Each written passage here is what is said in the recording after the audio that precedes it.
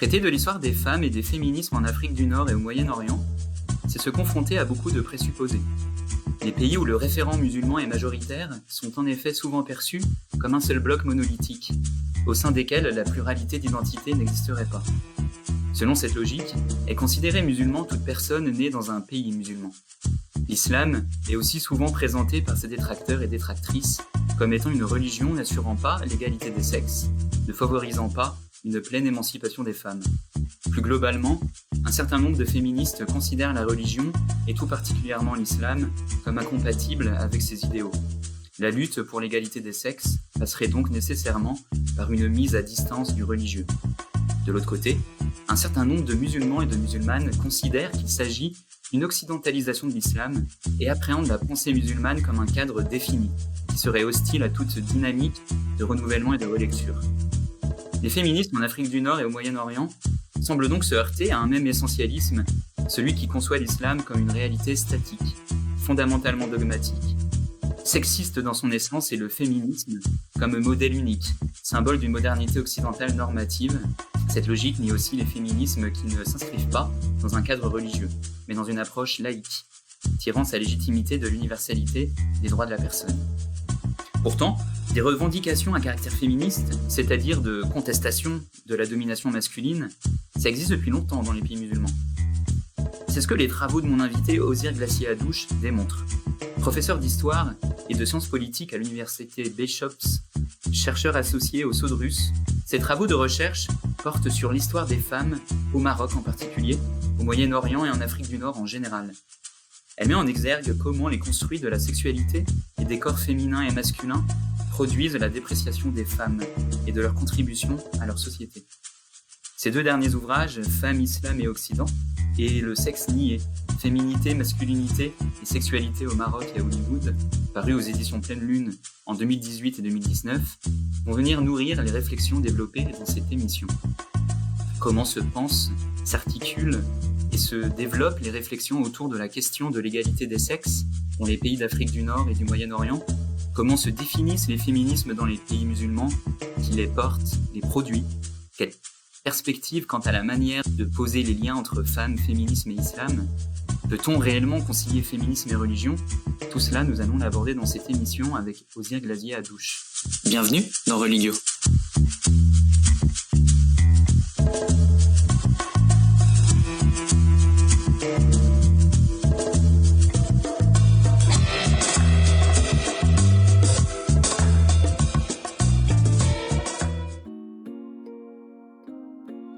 Une citation de Edward Said pour le texte Culture et impérialisme.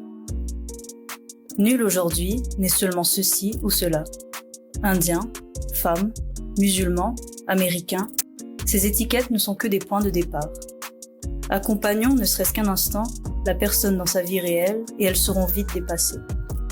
L'impérialisme a aggloméré, à l'échelle planétaire, d'innombrables cultures et identités. Mais le pire et le plus paradoxal de ces cadeaux a été de laisser croire au peuple qu'ils étaient seulement, essentiellement, exclusivement, des Blancs, des Noirs, des Occidentaux, des Orientaux. Comme ils font leur histoire, les êtres humains font aussi leur culture et leurs identités ethniques. Les continuités persistantes sont indéniables. Longue tradition, habitat prolongé, langue nationale, géographie culturelle. Mais il n'y a aucune raison, sauf la peur et le préjugé, de vouloir à toute force les maintenir séparés et distincts, comme si c'était le fin mot de la vie humaine. En fait, la survie dépend des liaisons entre les choses. On ne peut priver la réalité, dit Eliot, des autres échos qui habitent le jardin.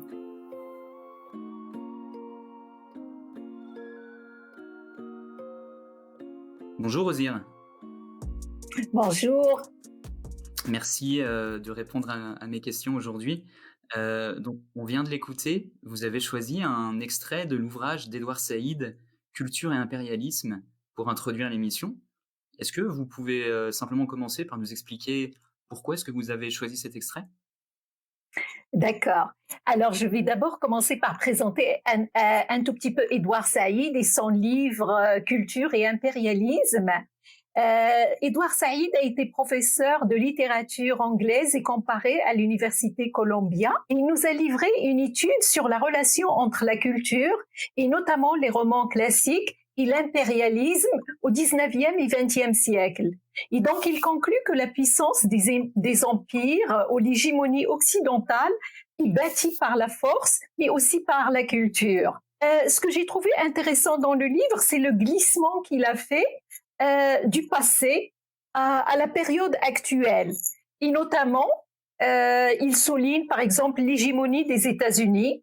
Il souligne également que la production culturelle, artistique dans les empires coloniaux ou dans le monde occidental dominant n'est plus monolithique. Un ensemble d'auteurs, d'autrices comme Aimé Césaire, Salman Rushdie vivent dans les grandes métropoles et donc produisent, participent à la culture de ces métropoles. Il souligne également que dans ces grandes métropoles européennes et nord-américaines, il y a d'importantes populations immigrées non occidentales qui y vivent et qui demandent à être entendues. Ils demandent que leur récit soit entendu. Et c'est là que j'ai trouvé que c'était intéressant parce que le livre se veut un correctif entre un nous monolithique et un eux monolithique. Il dit qu'à cause de l'impérialisme, et moi je rajoute la mondialisation, toutes les cultures s'interpénètrent et donc aucune identité ni solitaire et pure. Elles sont toutes hybrides, hétérogènes, différenciées et extrêmement riches. Et donc, de mon côté, j'ai choisi ce livre-là parce que je trouve qu'il est vraiment d'actualité et surtout pour le Québec d'aujourd'hui. Et je me joins à l'appel du grand penseur Édouard Saïd qui demande l'abandon des étiquettes et des stéréotypes réducteurs de eux et de nous. Et donc, l'idée de ces idées réductrices, on les voit au jour, au quotidien, dans les échanges entre ce qu'on appelle les minorités culturelles et ce qu'on appelle les Québécois de souche. Par exemple, je vais prendre juste quelques exemples. Au quotidien, la question qu'on pose à quelqu'un, tu viens d'où? Tu es de quel pays? Et à partir des origines, on croit connaître la personne donnée. Alors en fait, qu'un pays ne nous dit rien du tout sur la richesse humaine et la richesse du vécu de cette personne. Ou encore, on voit un rappel à l'ordre que les néo-québécois ou les personnes qui ont été naturalisées canadiennes, un certain rappel à l'ordre qu'ils sont des étrangers et qu'ils restent des étrangers. Dans le sens, par exemple, on va dire à quelqu'un, avez-vous, vous autres, chez vous comme chez nous, ou encore, nous autres au Québec, on fait ceci, cela. Alors qu'en fait, les personnes immigrantes naturalisées qui vivent au Québec, et certaines depuis 20 ans, 30 ans, elles se sentent chez elles. Elles sont chez elles, elles contribuent à la société québécoise. On travaille, on vote, on paye une taxe, on a des amis, on a des échanges et on enrichit le pays à notre manière. Un autre exemple aussi de cette stéréotypisation, c'est que des fois on parle au quotidien et la personne nous dit « Ah, mais tu dis ça parce que c'est ta culture, en raison de ta culture. » Et d'abord, il y a toujours une hiérarchisation quand on dit ça entre les cultures. Et on pose la culture euro-occidentale comme le centre. On est dans des perspectives de culture qui restent qu'il est eurocentré, avec l'idée que le standard de la culture, de la civilisation, ça reste l'Europe et l'Amérique du Nord. Et dans ce sens, donc l'appel de Édouard Saïd qui nous appelle à abandonner les préjugés, les stéréotypes et à s'intéresser à la personne humaine dans toute sa richesse et d'actualité, il peut être applicable à nos jours au vivre ensemble au Québec. Est-ce que vous pouvez revenir sur votre parcours intellectuel qui vous a amené à développer une réflexion autour de l'histoire des féminismes dans les pays musulmans et comment est-ce que se caractérise, selon vous, la pluralité de ces féminismes dans ces pays-là?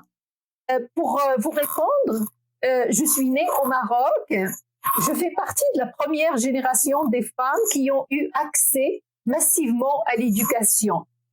Notre génération, et je peux parler du moins pour moi, j'ai été élevée avec l'idée que des hommes et des femmes ont sacrifié leur vie pour que nous, les enfants, ne puissions avoir ce droit, c'est-à-dire le droit à l'éducation. Et donc, il ne fallait pas prendre à la légère ce droit. Il ne fallait surtout pas le prendre pour acquis. Tout comme il fallait prendre au sérieux son éducation et ses projets professionnels et développer son potentiel humain. Ça d'un côté. Au niveau des femmes, on a beau dire que les enfants ne comprennent pas. J'avais 4 ans ou 5 ans, mais je percevais clairement la réalité oppressante des femmes. Je voyais bien les invités qui venaient chez, par exemple, ma mère et qui pleuraient à chaudes larmes parce que leur conjoint allait les divorcer maintenant qu'elles ont la quarantaine et qu'elles sont vieilles et périmées et que tout d'un coup, elles n'ont ni famille, ni formation professionnelle et qu'elles allaient tout simplement se retrouver dans la rue. Je voyais également au jour le jour le harcèlement sexuel dans la rue, mais vraiment un harcèlement oppressif pour rappeler aux femmes que l'espace public, c'est l'espace des hommes et renvoyer les femmes dans leur domicile. Parce qu'on vient à peine de sortir, ça je parle des années 70 pour le Maroc, on vient comme de sortir massivement dans la rue. Donc ici, je veux juste noter que mon féminisme, dans ce sens-là, n'est pas une occidentalisation. C'est pas comme l'Occident et c'est une sorte de pieuvre qui glisse sur nous et qu'on est dénoué de libre arbitre. C'est quelque chose que j'ai vécu, que j'ai vu au jour le jour dans mon entourage et qui m'a poussée à me positionner. À l'époque, on n'avait même pas, nous, ma famille, nous n'avions même pas de télévision. Donc, on ne peut pas dire que l'Empire est venu par la télévision. Nous ne l'avons pas. C'était une culture monolithique et c'était une culture nord-africaine, marocaine, arabe, musulmane. Après, j'avoue, je suis une globe-trottère. J'ai vécu dans 6 pays différents, 6 cultures différentes et j'ai voyagé dans une trentaine d'autres pays. Et j'ai pu constater que, quel que soit le pays, quelle que soit la culture, les femmes en tant que groupe ont moins de liberté de circulation que les hommes, par exemple. Elles ont systématiquement moins de liberté, moins de droits que les hommes, moins de pouvoir personnel, etc. Même dans les pays où le principe de l'égalité est rentré dans les mentalités et accepté, il n'en demeure pas moins qu'il y a un ensemble de discriminations de facto dans le traitement des femmes.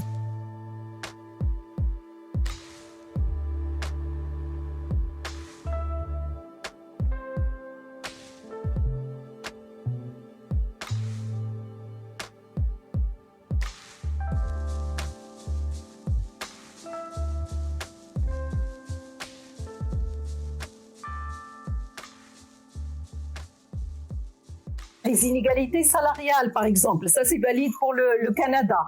Les normes de beauté qui sont oppressantes, l'appropriation et la marchandisation du corps féminin, le phénomène de ce qu'on appelle le m'explicateur. Ça, je suis toujours ébahie comment chaque homme, devant les femmes, il s'improvise en voie d'autorité et d'expertise pour expliquer aux femmes leur vie. Donc, c'est la raison principale pour laquelle je crois que les femmes partagent une condition commune basée sur l'écriture des corps féminins et masculins. Bien sûr, il y a la classe, il y a des distinctions de classe, des distinctions de race, d'ethnicité, d'inégalité entre nations. Ça, je le nie pas. De même, je crois que les femmes participent à des luttes globales contre le patriarcat, contre le néolibéralisme, qui en fait se trouvent être des élites masculines. Ça explique donc que j'ai consacré mes travaux aux femmes et principalement les femmes au Maroc. Cela dit, c'est très clair pour moi que la situation des femmes nous indique un déficit démocratique global. Un déficit global, c'est pas seulement une spécificité de relation entre femmes et hommes, mais c'est une problématique démocratique.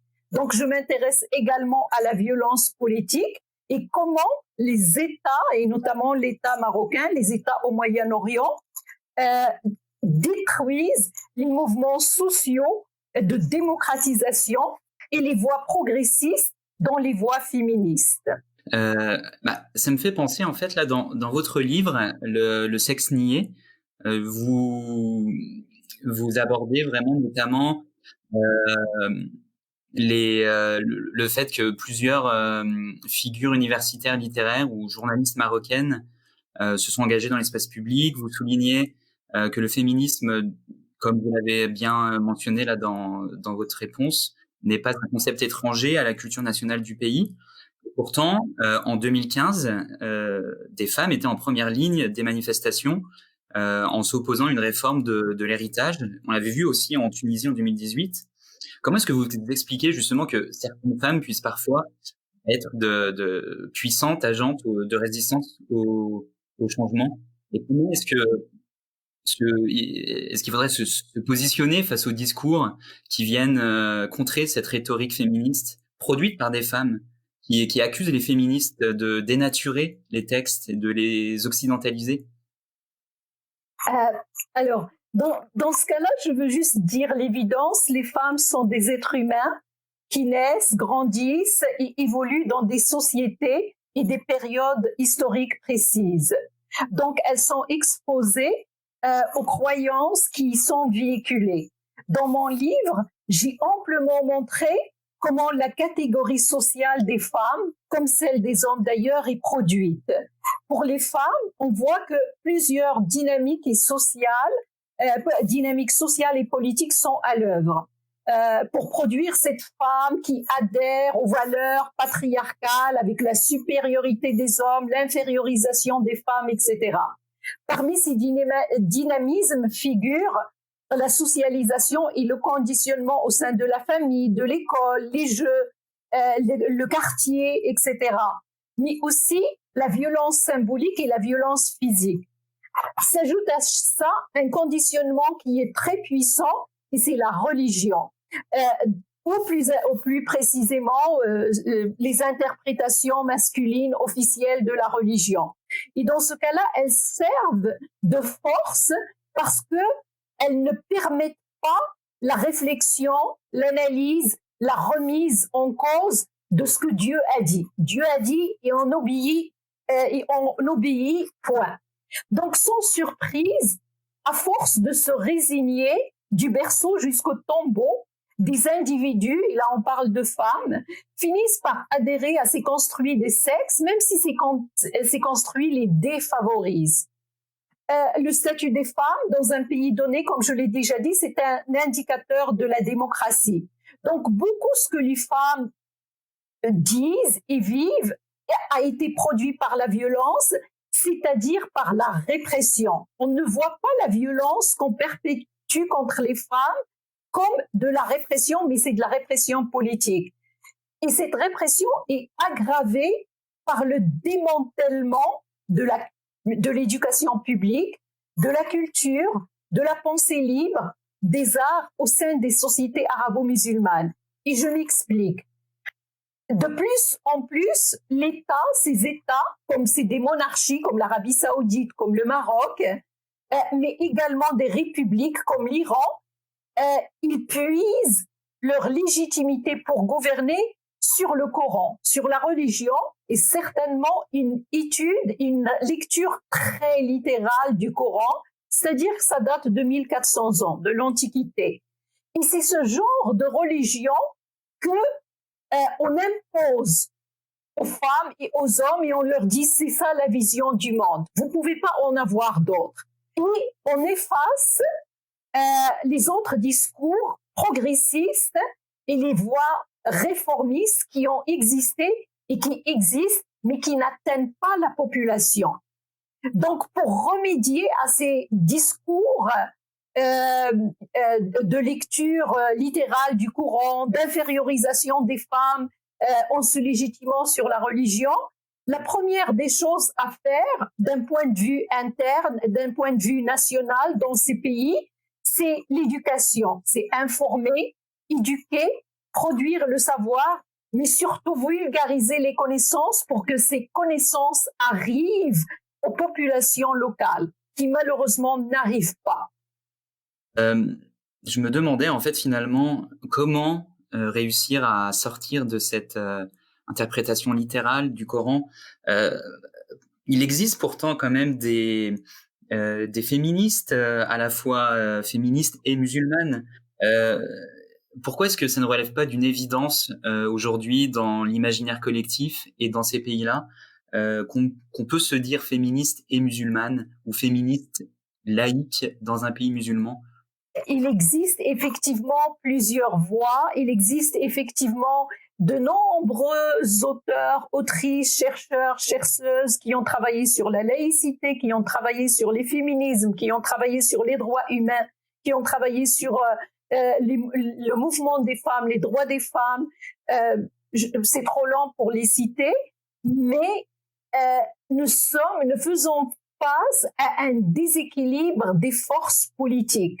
Donc les voix progressistes, les féministes progressistes, au niveau national, au niveau des pays comme que ce soit la République islamique de l'Iran, l'Arabie saoudite, la Jordanie, le Maroc, etc., ces voix-là sont effacées parce qu'elles menacent les fondements même du pouvoir de ces dirigeants autoritaires. Donc, on fait face à ça.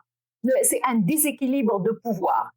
Il y a un autre facteur, et c'est un facteur international, et qui est également important. Et qu'il faut que nous, qui se disons des démocraties libérales et que nous habitons dans une démocratie libérale, il faut qu'on agisse. Parce que nous avons les moyens et le pouvoir et les institutions pour agir. Et là, je m'explique. Le fondamentalisme religieux est souvent tire sa légitimité des injustices sociales et internationales. Et au niveau international, les démocraties libérales contribuent à la montée des fondamentalismes religieux, mais également du terrorisme. Elles le font comment? D'abord, elles soutiennent des despotes. Par exemple, l'Arabie saoudite est un allié des pays, est l'un des meilleurs alliés des pays occidentaux. Alors ne me dites pas qu'on ne sait pas que l'Arabie saoudite viole allègrement les droits des femmes et des hommes. On vend également des armes et des infrastructures de surveillance des masses qui tuent dans l'œuf les mouvements de démocratisation dans les pays musulmans. Par exemple, l'Arabie saoudite, c'est l'un des premiers clients en termes d'acheteurs des armes du Canada. Donc on sait parfaitement ce qu'ils font avec ces armes-là. Comme on sait parfaitement ce qu'ils font avec l'infrastructure électronique de surveillance des masses.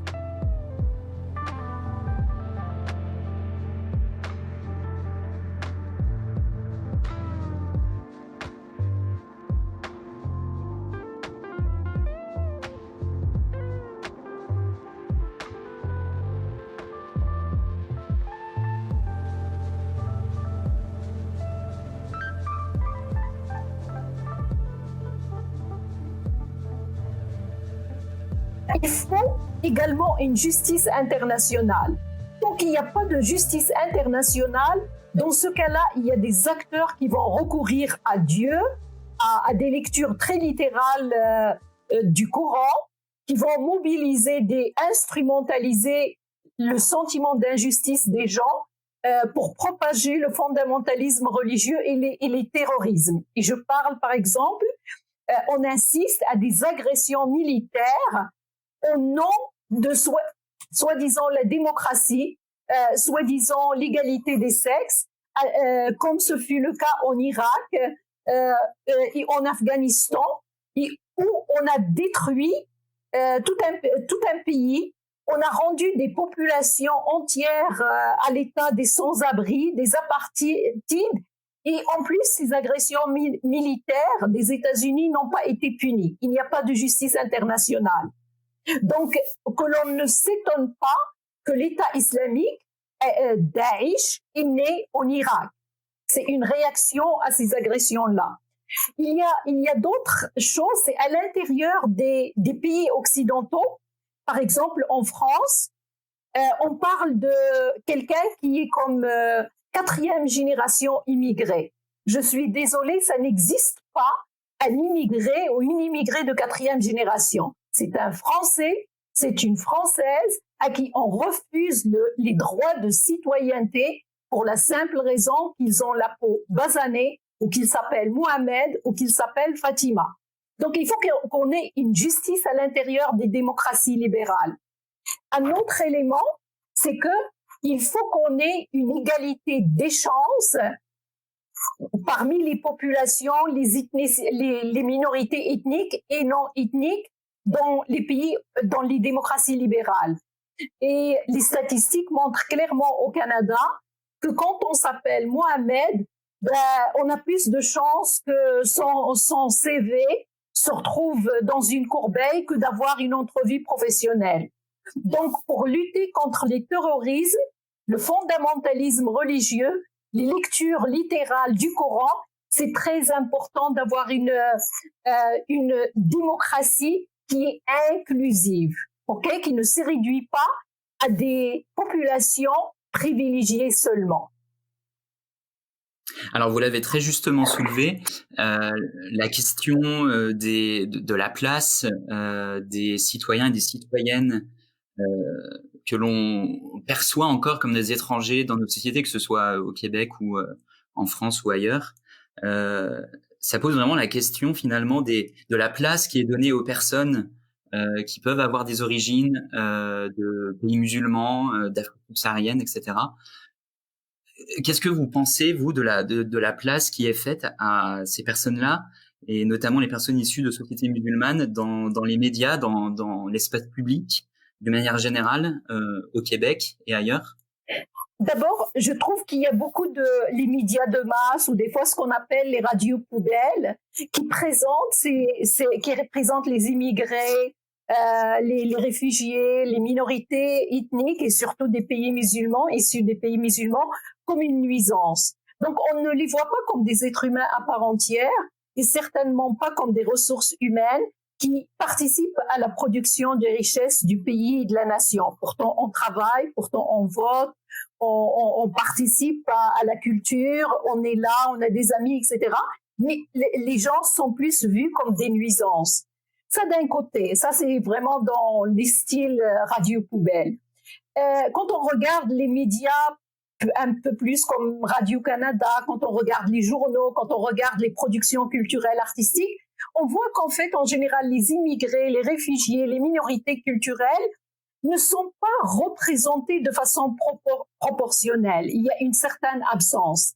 Et quand elles sont invitées à parler, c'est souvent pour prendre la parole dans des débats identitaires exigus qui intéressent vraiment les Québécois de souche, du style est-ce que vous êtes pour ou contre le voile? Est-ce que vous êtes pour ou contre la laïcité ouverte ou fermée? Mais on ne s'intéresse pas en général à leur récit de vie, à leur vécu dans sa totalité d'être humain, etc. Ça d'un côté.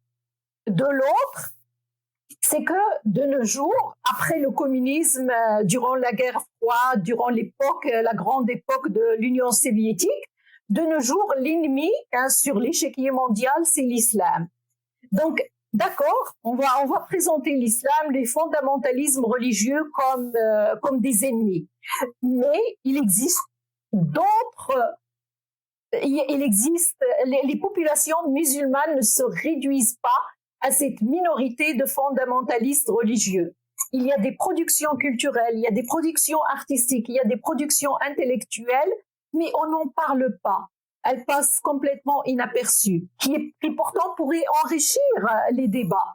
Il y a des voix féministes, il y a des voix progressistes, il y a ceux comme vous et moi qui croient à la démocratie, à l'état des droits, aux droits humains et à l'égalité des sexes. Mais nous n'avons pas la même voix, la même portée que, par exemple, un fondamentaliste ou une fondamentaliste islamique, par exemple. Donc, c'est important, si on veut vraiment représenter la population issus des pays musulmans, des communautés musulmanes, c'est important de dire que les identités sont plurielles et qu'on donne la voix à toutes ces identités-là et qu'on s'intéresse à leur production culturelle également. Pour nuancer, pour montrer la richesse et montrer également qu'en fait, la distance entre eux et nous n'est pas si grande qu'on voudrait le croire. Est-ce que vous direz qu'une société comme le Québec, c'est une société aujourd'hui islamophobe dans son ensemble, dans ses structures ? Non, je ne me permettrai pas d'aller jusque-là. Non, je ne me permettrai pas de dire ça. Il y a un courant, certainement un courant d'extrême droite, il y a un courant il y a le racisme systémique. Mais le racisme systémique, les premières victimes sont les Amérindiens. Les Amérindiens, c'est un autre sujet, je ne parlerai pas davantage de ce sujet-là. Pour moi, le Québec, dans les débats qu'on entend, dans les débats qui monopolisent, comme le voile, la laïcité, ça traduit une insécurité identitaire. Un peuple qui se sent bien dans ses institutions, qui se sent sécuritaire dans son identité, n'est pas menacé par 3% parce que c'est ça le pourcentage des personnes issues des pays musulmans qui vivent au Québec. Les statistiques disent autour de 3%. Ne sont pas menacés par les 3% des musulmans ou des personnes issues des pays musulmans qui vivent ici. Donc, je perçois le Québec plus comme un groupe donné dans le Québec, comme vivant une sorte d'insécurité identitaire. C'est cela le problème. Et si vous avez envie d'aller plus loin et de prolonger les réflexions ici entamées, je vous invite à vous procurer les ouvrages d'Osier Glazier-Hadouche, Le sexe nié, et Femmes, Islam et Occident, paru aux éditions Pleine Lune. Merci à Osier Glazier-Hadouche, merci à Farah Louisa Madjoub pour avoir prêté sa voix à la lecture de l'extrait. Merci au Sodrus et à la chaire de recherche Droit, Religion et Laïcité de permettre cette émission. Quant à nous, on se retrouve bientôt pour un nouvel épisode de Religieux.